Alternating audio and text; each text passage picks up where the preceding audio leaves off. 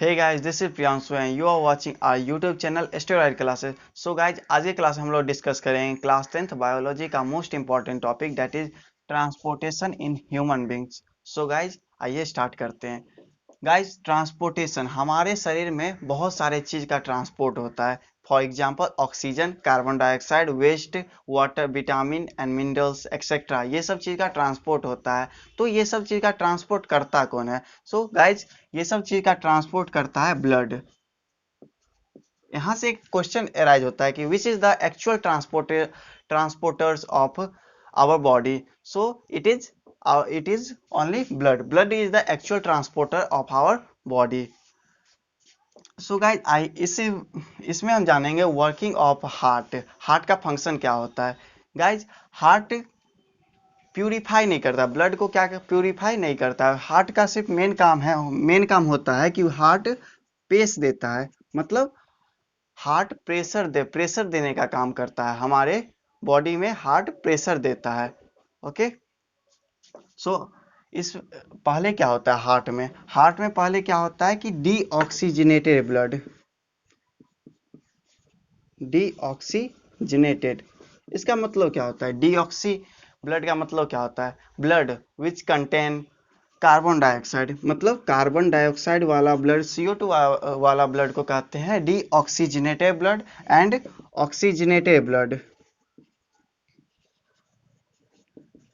Oxygenated blood मतलब O2 वाला blood which contain oxygen, उसको क्या बोलेंगे?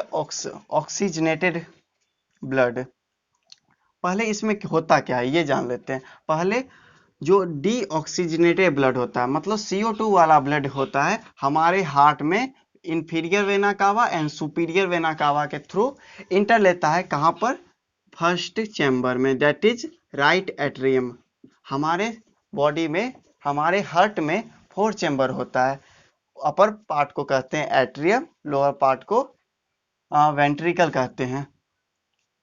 और वीना कावा होता क्या? वीना कावा मतलब largest vein is known as vena cava and largest artery is known as अयोर्टा.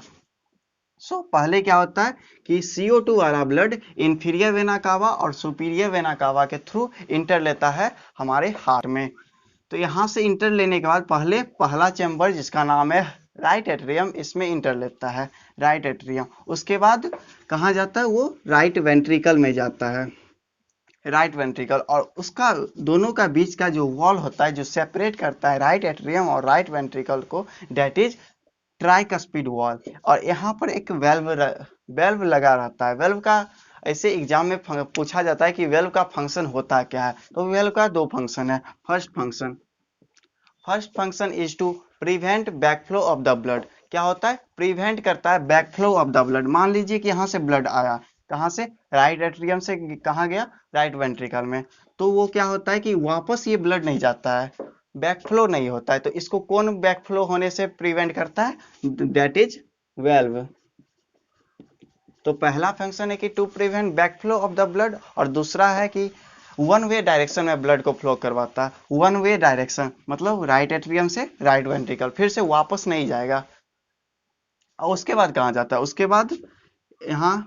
उसके बाद पल्मोनरी आर्टरी के थ्रू बाहर निकलता है. पल्मोनरी आर्टरी के थ्रू, जो कि अभी कौन सा ब्लड कैरी कर रहा है? CO2 वाला ब्लड कैरी करता है. और ये जाता कहाँ है? ये जाता है लंग्स में.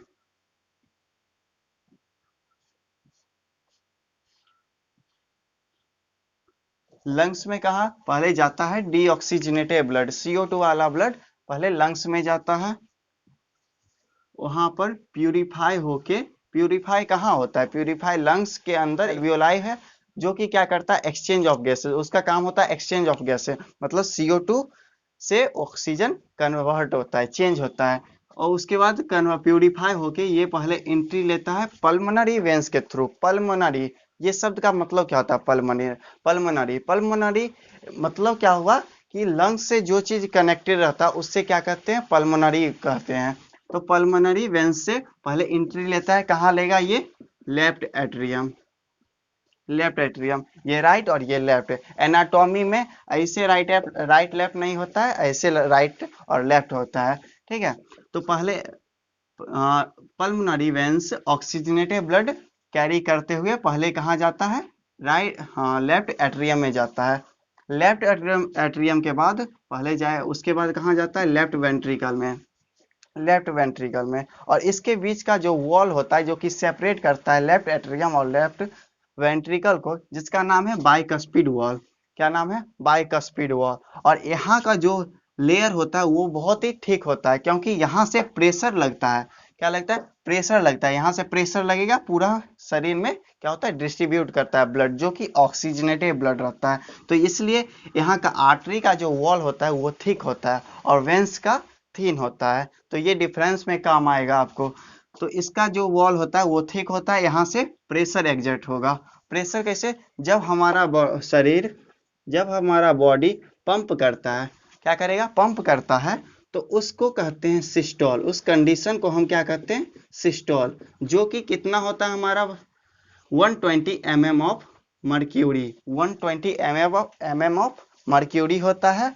और जब हमारा हार्ट रिलैक्स करता है तो उस समय रिलैक्सेशन के थ्रू, रिलैक्सेशन के टाइम को, कंडीशन को हम डायस्टोल कहते हैं। क्या कहते हैं, डायस्टोल। जो कि कितना होता है, 80 mm ऑफ मर्क्यूरी होता है। तो हमारा नॉर्मल ब्लड का प्रेशर होता है जो कि कितना होता है, 120/80।